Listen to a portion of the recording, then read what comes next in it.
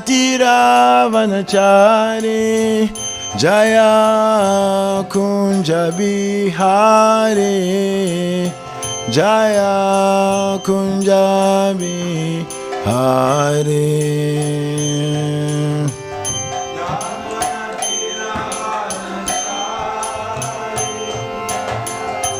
Kunja Bihari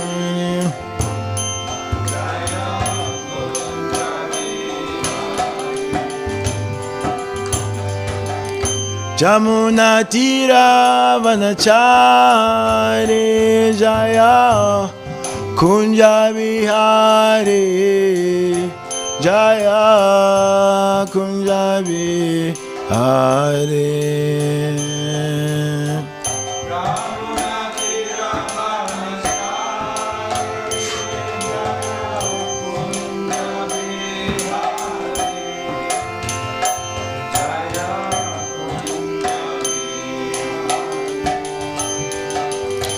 Jaya Radha Madhava Jaya Kunja Bihari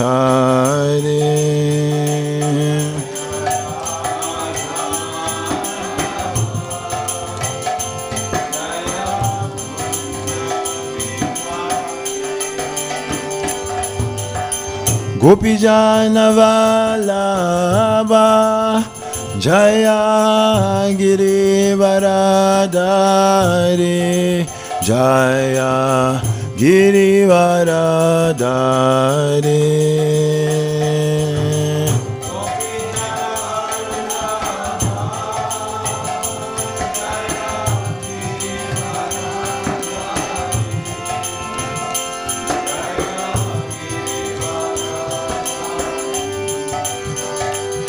Jaya Yashodhanandana Jaya Brajajana Ranjana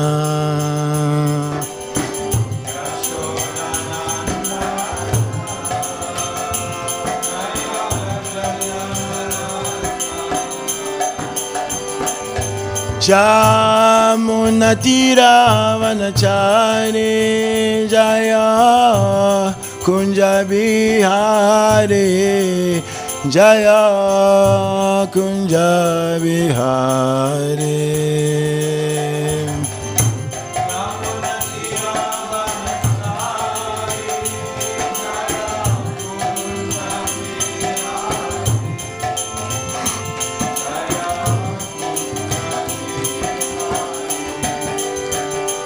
Hare Krishna, Krishna Krishna Hare Hare, Hare Rama, Rama Rama Hare Hare.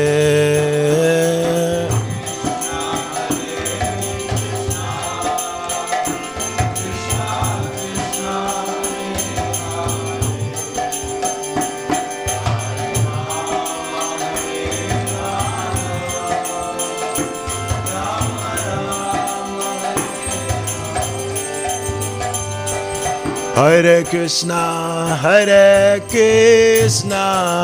Krishna Krishna Hare Hare, Hare Rama, Rama Rama Hare Hare.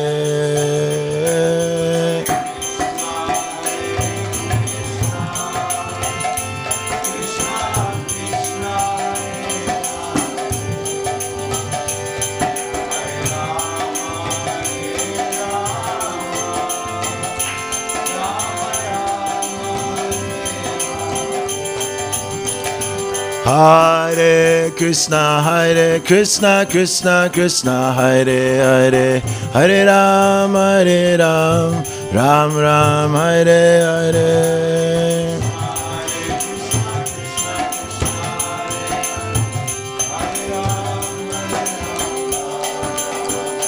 Hare Krishna, Krishna Krishna Hare Hare, Hare Ram, Rama Rama Hare Hare.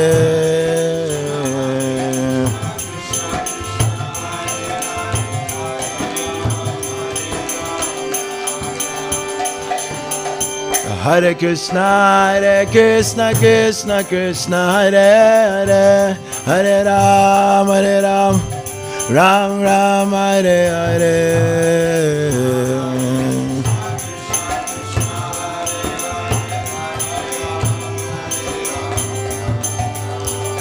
Jaya Radha Madhava, Jaya Kunja Bihari.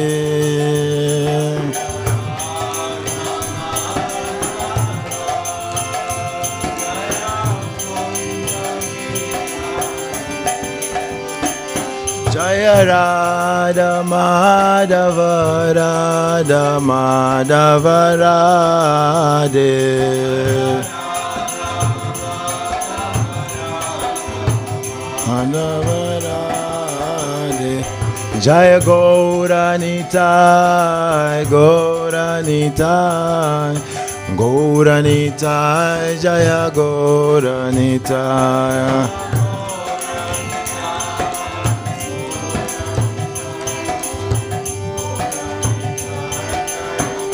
Jaya Jaya Prabhupada, Prabhupada, Prabhupada, Jai Prabhupada.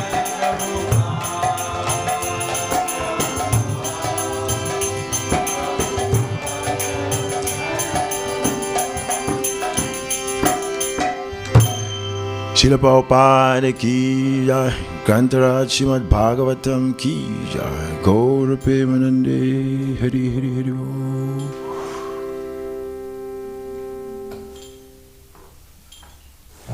Hare Krishna.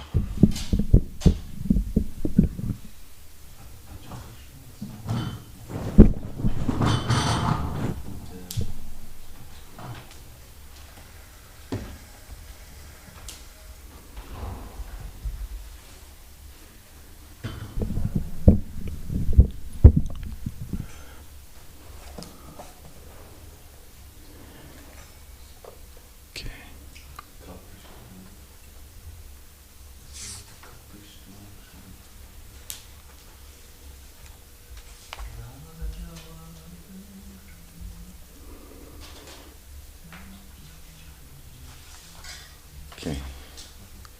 It's 27, right?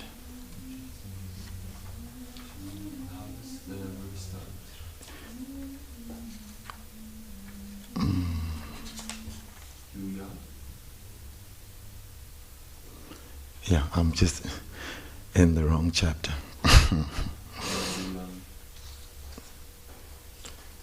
Okay. Om Namo Bhagavate Vasudevaya.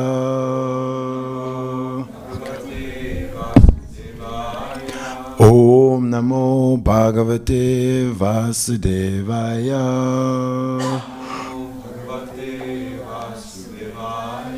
Om Namo Bhagavate Vasudevaya.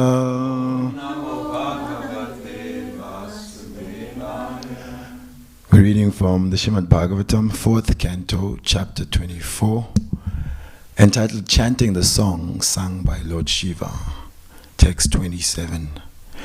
Shri Rudra Vacha Yuyam Vedi Sada Yuyam Vedi Sada Putra Viditam Vaschikishitam Anugrahaya Bhadram Va Evam Me Dashanam Kritam Shri Rudra Vacha Yuyam Vedisada Putra Viditam Vaschikishitam Anugrahaya Bhadram Va Evam Me Dashanam Kritam Shri Rudra Vacha Yuyam Vedi Sada Putra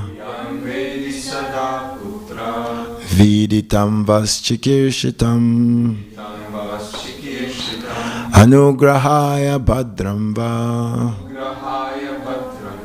Evam me dashanam kritam Shri Rudra Vacha Shri Rudra Vacha Yuyam Vedi Sada Putra Viditam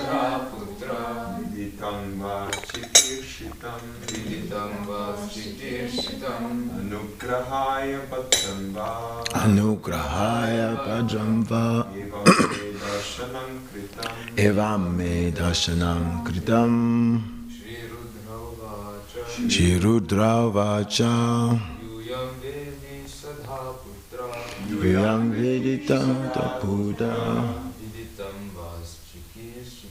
Viditam Vaschikirshitam Anugrahaya Bhadramva Evam me dashanam kritam. Vaishnavis.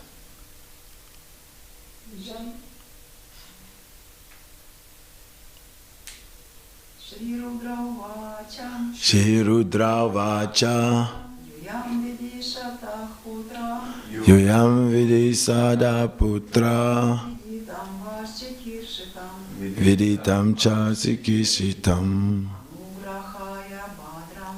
Anugrahaya Anugrahaya Bhadramva Bhadramva Vavedarshanam Kritam Evam me dashanam krita. Shri Rudra Vacha Yuyam Vedi Sada Putra Vaschikishitam Anugrahaya Bhadramva Evam me dashanam kritam. Shri Rudra Vacha. Lord Shiva began to speak. Yuyam, all of you. Vedi Sadaha. O King Prachinabahi. Putraha. Sons. Viditam. Knowing. Va. Yo. Chikishitam. Desires. Anugrahaya, for the matter of showing you mercy. Bhadram, all good fortune unto you. Va, all of you. Evam, thus, me, my. Darshanam, audience. Kritam, you have done. Translation and purport by His Divine Grace A.C. Bhaktivedanta Swami Srila Prabhupada. Srila Prabhupada ki jai. Please repeat. Lord Shiva said, you are all the sons of King Prachinabahi. And I wish all good fortune unto you. I also know what you are going to do. And therefore I am visible to you. Just to show my mercy upon you. Purport. By these words, Lord Shiva indicates that what the princes were going to do was known to him. It is a fact that they were going to worship Lord Vishnu by severe austerities and penances. Knowing this fact, Lord Shiva immediately became very pleased, as apparent by the next verse. This indicates that a person who is not yet a devotee of the Supreme Personality of Godhead, but who desires to serve the Supreme Lord, receives the benedictions of the demigods, headed by the chief demigod, Lord Shiva. Thus, A devotee of the Lord does not need to try to please the demigods separately. Simply by worshipping the Supreme Lord, a devotee can please all of them. Nor does he have to ask the demigods for material benedictions, for the demigods, being pleased with the devotee, automatically offer him everything that he needs. The demigods are servants of the Lord, and they are always prepared to help a devotee in all circumstances. Therefore, Srila Bilvamangal Thakur said that if one has unalloyed devotion for the Supreme Lord, the goddess of liberation is ready to serve him, to say nothing of the gods of material opulences. Indeed, all the demigods are simply waiting for an opportunity to serve the devotee. Thus, there is no need for a devotee of Krishna to endeavor for material opulence or liberation. By being situated in the transcendental position of devotional service, he receives all the benefits of Dharma, Artha, Karma, and Moksha. Om Jnana Timirandasya Jnananjana Shalakaya Chakshurun Militam Yena Tasmai Shri Gurave Namaha Shri Chaitanya Manobishtam Stapitam Yena Bhutale Swayam Rupa Kadamayam Dadati Swapadantikam Vandeham Shri Guru Shri Yuta Padakamalam Shri Gurun Vaishnavamscha Shri Rupam Sagrajatam Sahagana Ragunatam Vitam Tam Sajivam Sadvaitam Savadutam Parijana Saitam Krishna Chaitanya Devam Shri Radha Krishna Padan Sahagana Lalita Shri Vishakan Vitamscha He Krishna Karuna Sindhu Dina Bandhu Jagatpate Gopesha Gopika Kanta Radha Kanta Namostute Tapta Kanchana Gaurangi Radhe Vrindavaneshware Vrishabhanu Sutta Devi Pranamami Hare Priye Vancha Kalpa Tarubhyascha Kripa Sindhubhya eva cha Patitanam Pavanebhyo Vaishnavebhyo Namo Namaha Jaya Shri Krishna Chaitanya Prabhu Nityananda Shri Advaita Gadadara Shivasadi Gaura Bhakta Vrinda Hare Krishna Krishna Krishna Hare Hare Hare Rama Rama Rama Hare Hare Mukam karoti vachanam pangum langaite kirim Yat kripa tamaham vande Shri Gurun Dinatarinam Paramananda Madhavam Shri Chaitanya Ishwaram. Grantara Srimad Bhagavatam ki jai. Time is interesting.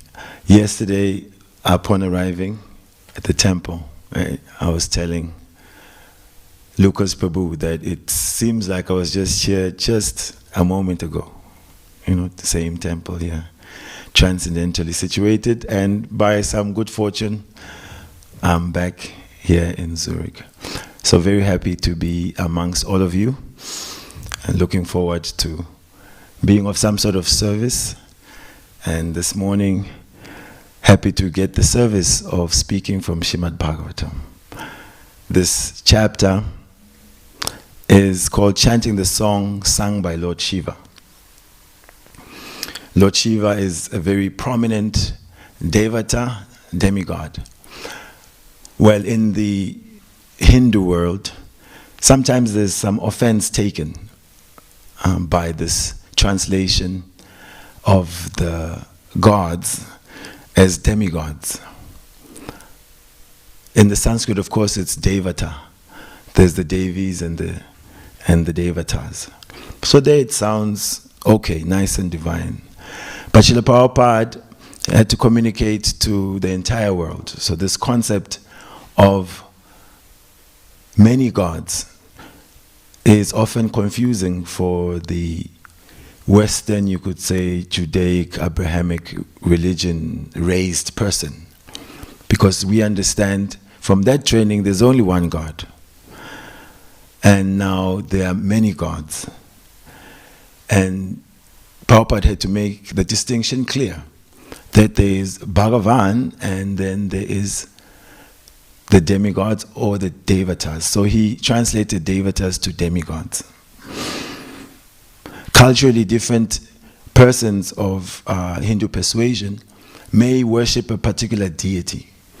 And naturally, because it's a personal process, they grow very fond of that deity.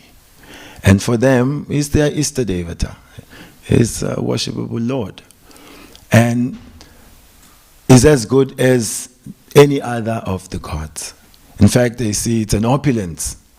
So the question sometimes comes that in this Vedic tradition, there are so many gods. Why are you devotees of Krishna so fanatic about Krishna? In a supermarket of so many gods, why fanatic about one? Aren't you losing out on 33 million? So the devotees are not necessarily fanatic, but they are fanatically focused on Krishna. Because Krishna advises that in the Bhagavad Gita. First of all, we find that Krishna discusses so many paths.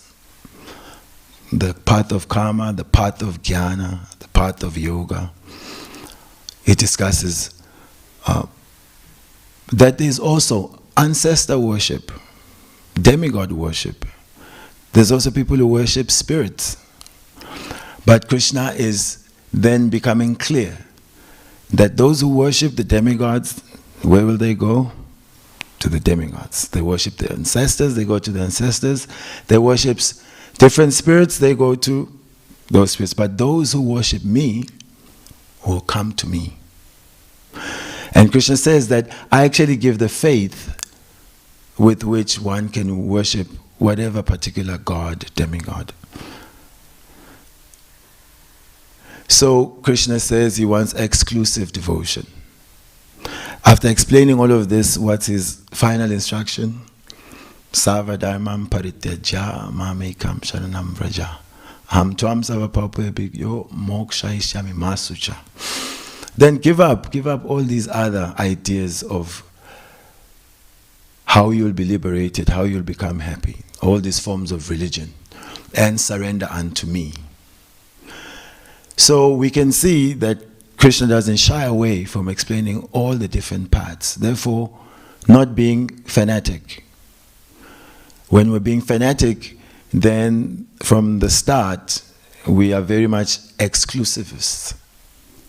This is the only way. And we see different parts that speak like that.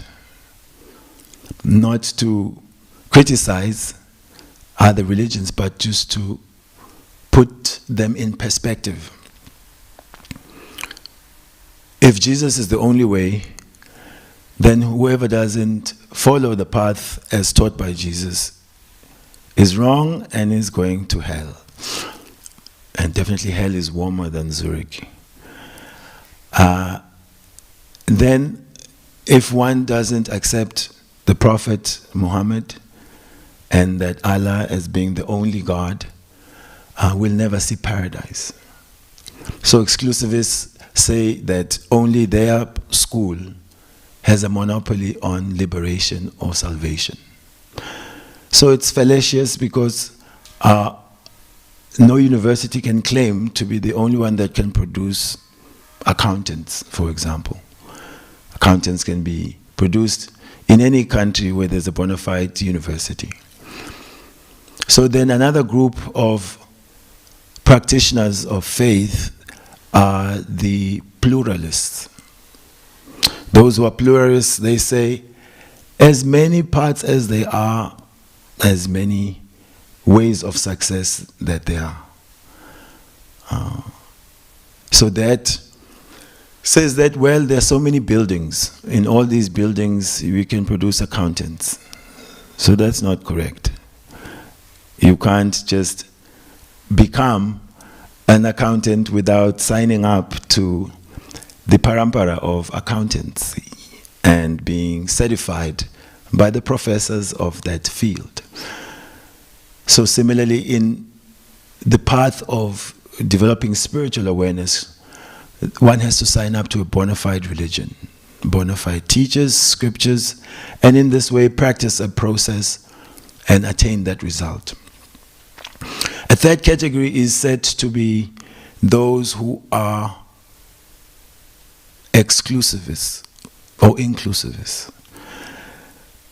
There we recognize, just as we mentioned how Krishna recognizes different parts.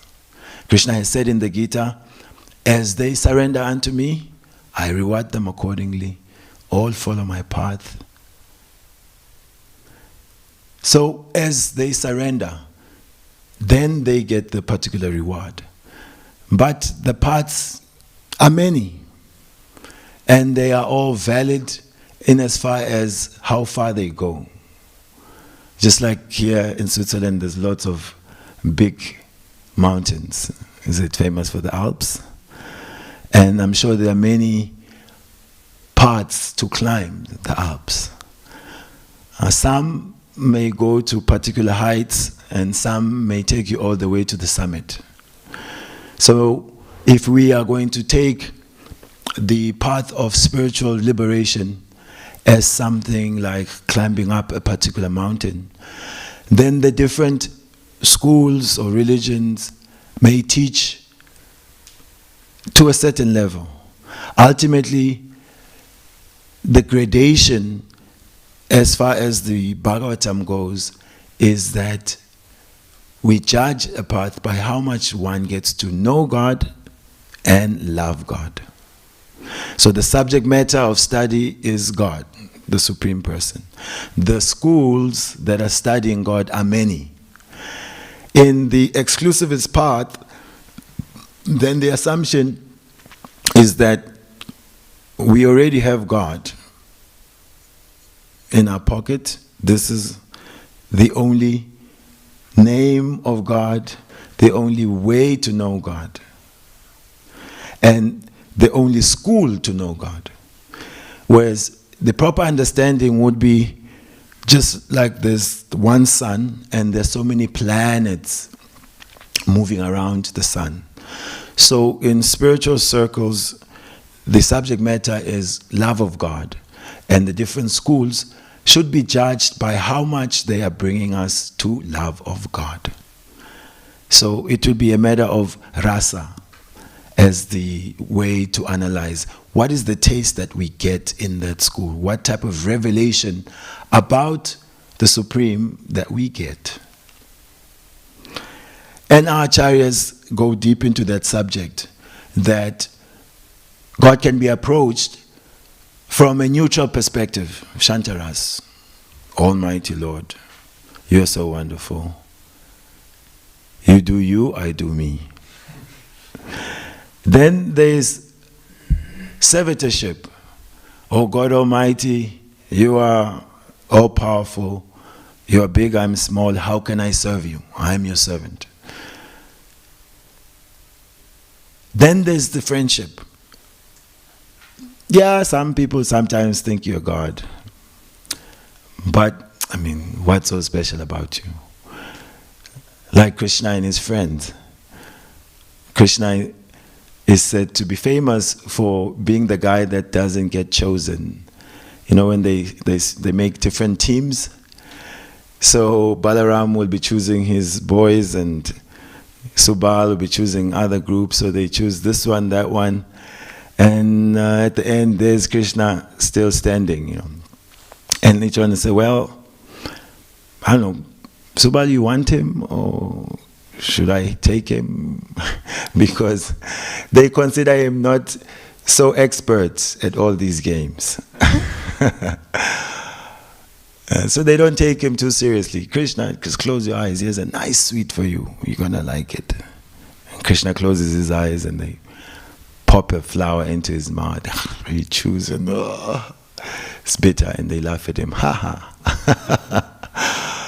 He's their friend. They don't think, it's not a big deal. He's not God. So it's sweeter.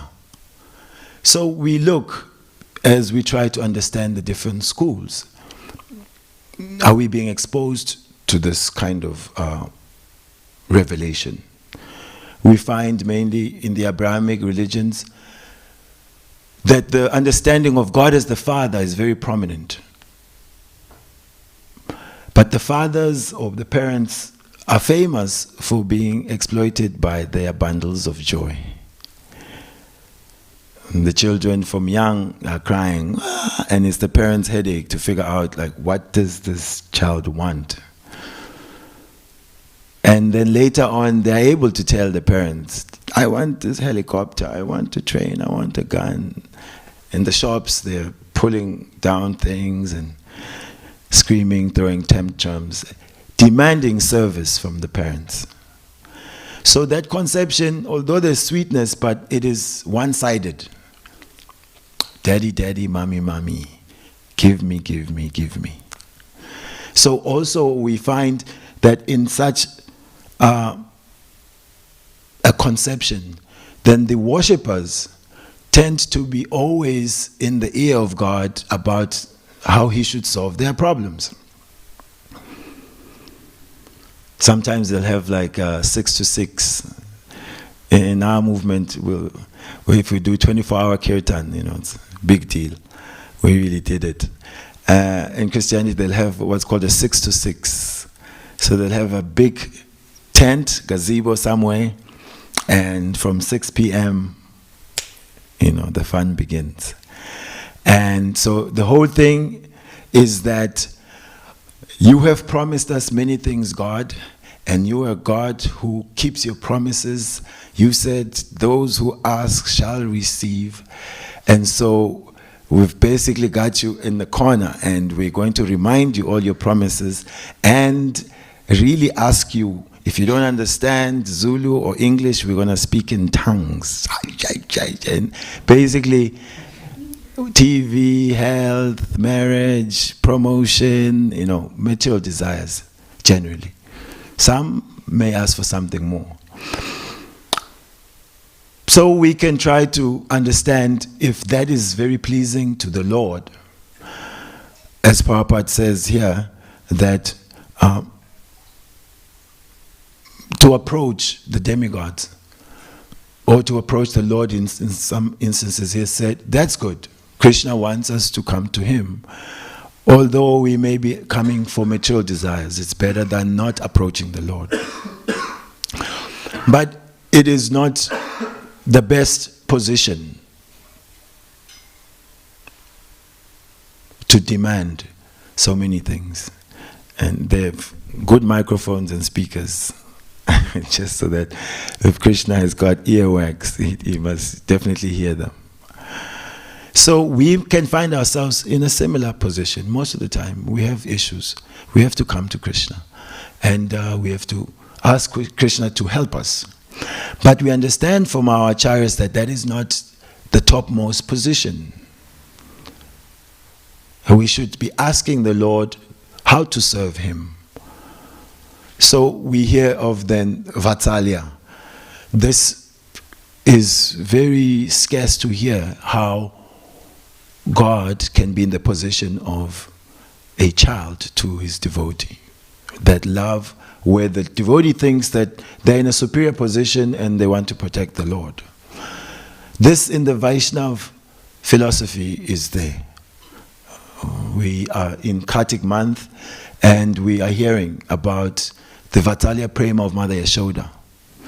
She was going to discipline Krishna with her stick. And Krishna is afraid and he's running and he's crying, he's rubbing his eyes and he's looking up, don't beat me. So this conception sometimes seems very far-fetched. Blasphemy. How can you say God has a mother? You have a mother, rascal. Why won't he have a mother if he wants? So we all have our mothers, and Krishna is the source of that relationship, of parental relationship.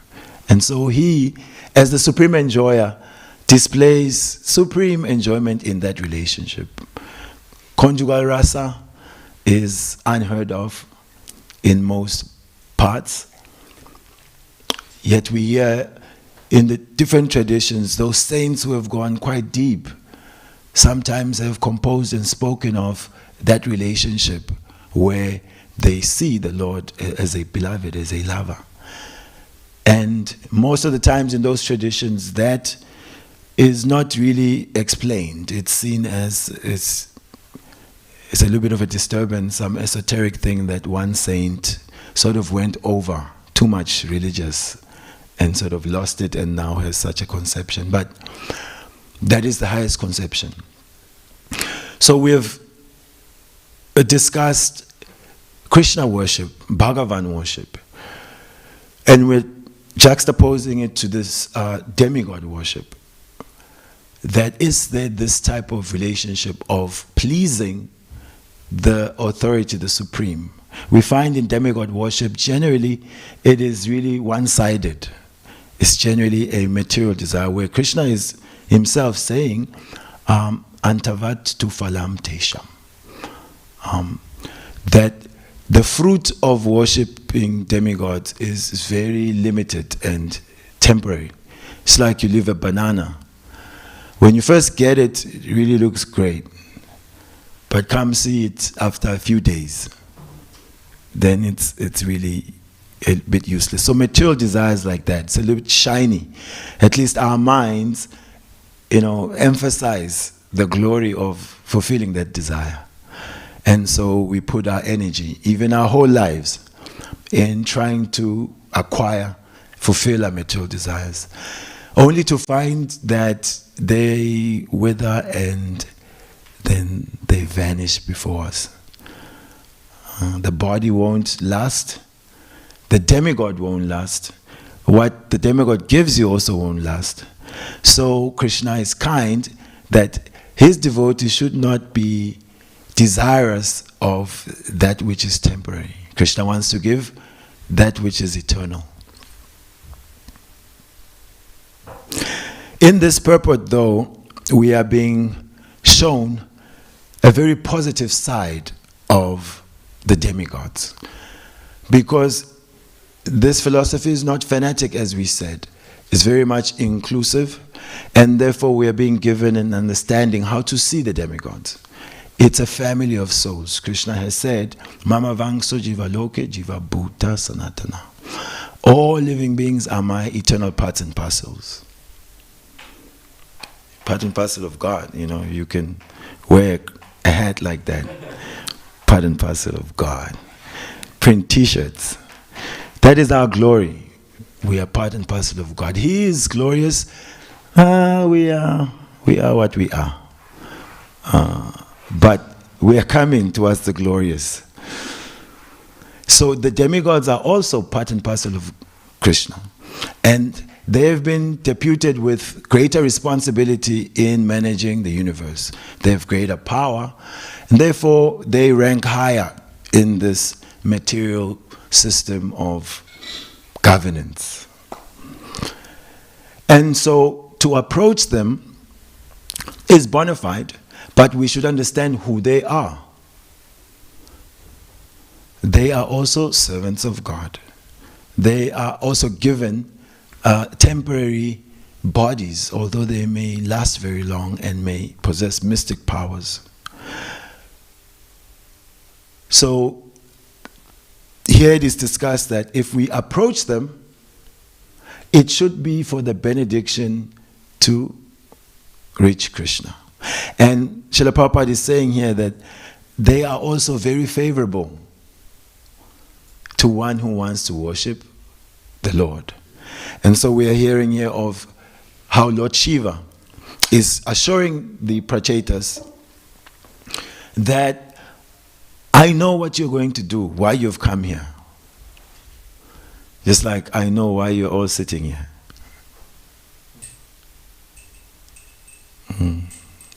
Maybe I think I know. Jai Shishi Jagannath Baladev Subhadra Shishi Gauranitai Jai Yashoda Damoda. So someone may come and ask, why are these persons sitting here? Well, they've come to hear something from Srimad Bhagavatam. So he understood that they were going to perform tapasya. And this tapasya austerity was to please Vishnu. And that was pleasing to Lord Shiva. Why? Because he himself, Vaishnavanam Yata Shambhu, he is the best of the Vaishnavas. And those who are trying to please Vishnu are very dear to him, because he also is a devotee. So he's on the side of the devoted. And he's pleased, and he's saying that I will give my mercy unto you. Anugrahaya Bhadramva. This Anugrahaya, for the matter of showing you mercy. The path of devotion is very much dependent on mercy. We don't have much strength. We don't have much strength to walk this path safely to its conclusion. So we require the mercy of the acharyas, the mercy of the devotees. And immediately Lord Shiva is assuring them, I will give you the mercy, because your intention is correct.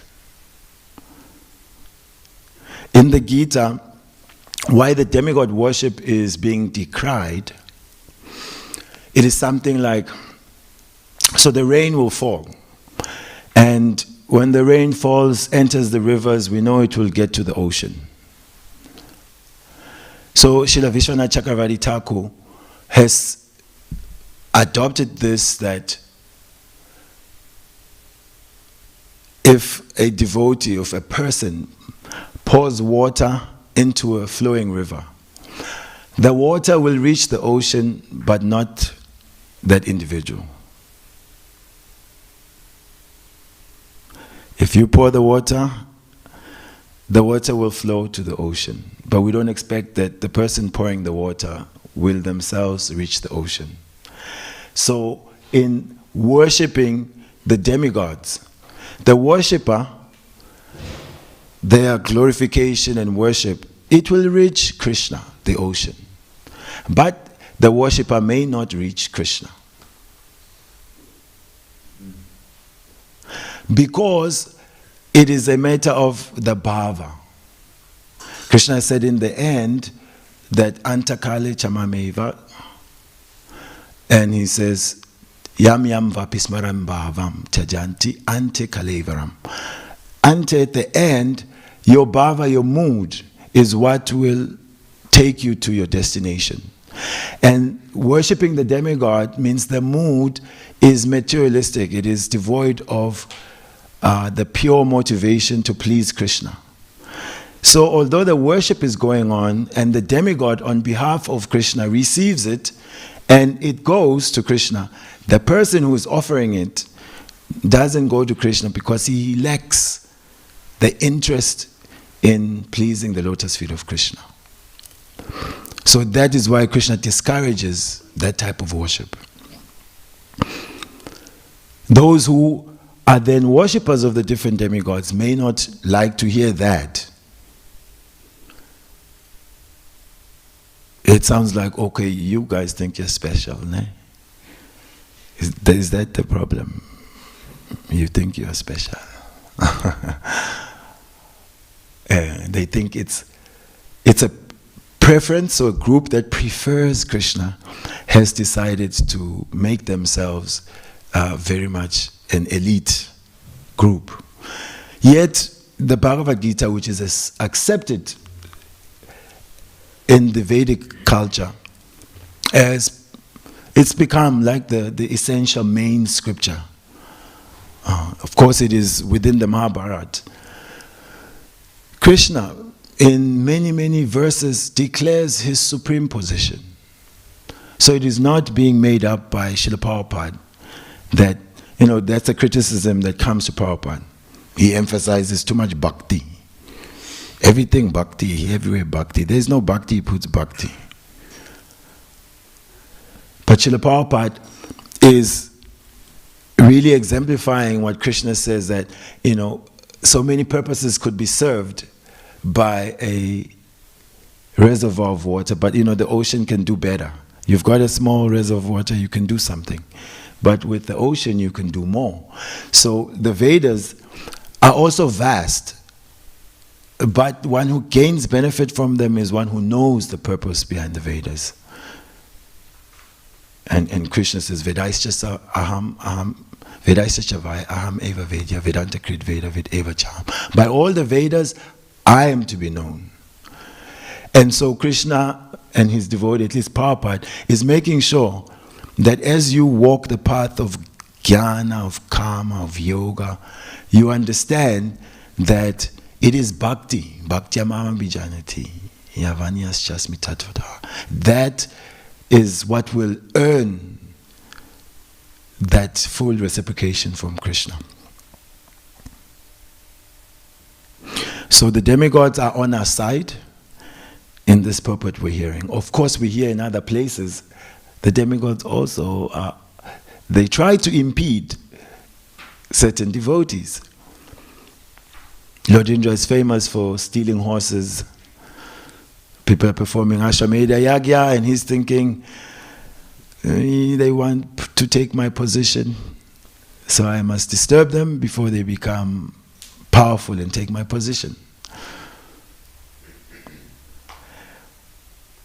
We see also in the Bhagavatam, just towards closing, in relation to Lord Shiva, and in relation to this point that Krishna cares for us, that he wants to protect us from the material desire, and he wants us to understand that also the demigod are themselves dependent on him. So why go to the dependent, go to the independent? We hear the pastime of Vrikasura. He's performing heavy tapasya to the point where he wants to offer his own head. I don't know what you want that badly that he's starting to chop his own flesh, his offering, and then he's ready to cut his own head and offer. So how will you receive the benediction? Anyway, that is emotional blackmail to the highest degree. Sometimes people do like that. I love you so much, if you don't reciprocate, I will kill myself. Okay, then okay, what do you want? So that we prevent your suicide. Not to downplay suicide, such a heavy social ill. But then he appeared there, Lord Shiva, okay, what do you want? And the guy was there, okay, yes, I've pressured him to come. He's looking and he's looking at Shiva, he's looking at Shiva's wife, also he's calculating, she's very beautiful, he's standing in the way, if I kill him, I can get her. And so then he asked for a benediction. You give me a benediction that whoever's head I touch, it cracks into 1,000 pieces. Who would have thought that would be something he underwent so much tapasya for? Just how to kill people. And that happens also. We see it in this material world. So much research and money goes into military funding. I know the US is like something like 2/3, I mean, it sounds ridiculous, of the budget is military readiness. I mean, come on, it's just too much. But it proves the point that material consciousness means defense. That's the animal platform. So animalistic men and women are always thinking how to defend. So all that money. So he wanted that benediction. And Lord Shiva, okay, you have it. And this man immediately wanted to test his benediction. He wanted to put it on Shiva's head. So Shiva could understand, oh no, this is not good. He started to run. And he was chasing him everywhere. Shiva's running. He's really in trouble. This is his worshipper. He's putting him into difficulty. Then appears Lord Vamanadev to say, hey, why all this running? You look so tired. You're from such a good family. You shouldn't be running like this. What's the problem? Tell me. And Vamanadev, being the Lord, very attractive brahmachari, just effulgent and very nice. And so Vikasura said, yeah, no, it's this Shiva. I did my tapasya, I wanted my benediction that if I touch anyone's head, he offered it to me, but I wanted to test it, and now he's running. Shiva. How can you believe Shiva's benediction works? Just look at him. Look at him carefully. Looks very dirty, and skulls and scorpions and ashes, and look at his associates. His power to give benediction expired a long time ago. If you don't believe me, just put your hand on your own head. You'll see, nothing will happen. He cheated you. Now you're busy running like an uncivilized person. Spare yourself the energy. So now, Krishna is speaking, the Lord, is like pouring nectar into the ear. Like he got Nanda Maharaj to stop the whole Indra Yagya because of his sweet speech. He goes, okay, what do you want, Krishna? Okay, we'll worship Govardhan. So, Vikasura thought, okay, yeah, actually, why should I be chasing him? He's a useless guy. He put on his own head and Ganga Mai. So in this way, the Lord protected Shiva. He talked to him, look, don't just give willy-nilly any of these materialistic desires of your followers. Also, he showed us, just see all that tapasya to get some silly benediction, which in the end also was the end of the same worshipper. You don't know what to desire. We desire things that will be harmful to us. Just like money. Everyone wants money. We all want money. Bhaktisiddhanta Saraswati Thakur said, 2 things in this world are real. The holy name and cash in hand. I mean, such a grave acharya. This is an interesting statement to hear. That he's not like in the clouds somewhere. He understood how this world moves means dinero. And so, this money it can do many wonderful things. And it can also build like 20 huge stadiums. I flew Qatar to come here. I don't know how many. They were advertising to us this World Cup and how these stadiums are state of the art and they cost X amount dollars. And when you think about it from the Bhaktivedanta purport angle, you know, not from being an earthling and just, yes, World Cup, it's nice. It's just like, yeah, what a waste of money. What a waste of money. So that's mild. Sometimes money is really, Russia, Ukraine, is being used to end life. All these jets, all these bombs, cost a lot of money. So when it's said that Shudras should not be given money, in today's world, that's just controversial. What is this, calling people Shudras, that they shouldn't be given money? Are you proposing slavery? But from a sober perspective is that there's a mentality where people don't know how to properly utilize money. So mature desires can also be the death of us, can harm us. And we see how this demon took so much trouble to get such a silly desire which killed him, and he was also trying to kill Indra. So in closing, Srila Bivamangal Thakur talks about the glory of unalloyed devotion to Krishna, that by becoming situated in pure devotion, that even liberation is standing with folded palms ready to serve the devotee. Prabhupada says at the end of his purport, the transcendental position of devotional service is that one receives all the benefits of dharma, artha, kama, and moksha.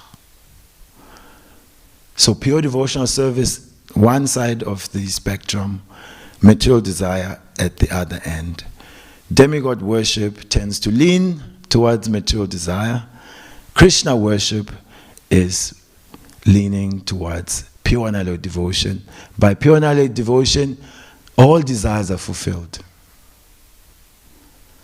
By material desires, calamity. Now, at best, you will get a shiny coffin, and you'll have thousands of people probably broadcast on TV that you left your body. What does it do for the soul? But for the devotee, Nehabikramanasosti pratyavana vijate swalpamasya dhamasya chayate mato bhavat. At every step, whatever we are doing in Krishna consciousness and devotional service is always gain. Gain, gain, gain. We were just in Vrindavan, in the Dham, in the temples, even just lying down, taking a nap. The liberal position of the Lord is accepting this as obeisances. Therefore, even our language is, we're resting. We're not just sleeping, we're resting because we're in the mood of service, always. Even the is part of the service because we're using the body, the mind in service of Krishna. So, Lord Shiva is acknowledging these prachetas for their intention to worship Lord Vishnu by their tapasya, and he is revealing his internal mood of being a Vaishnava himself, being pleased with their desire, and he's promising them his mercy. And by that mercy, we can only expect that their yagya will be a success. Kantaraj Srimad Bhagavatam ki jai. Srila Prabhupada ki jai. Yeah, time. If there's any comments or questions, if we're not too out of time.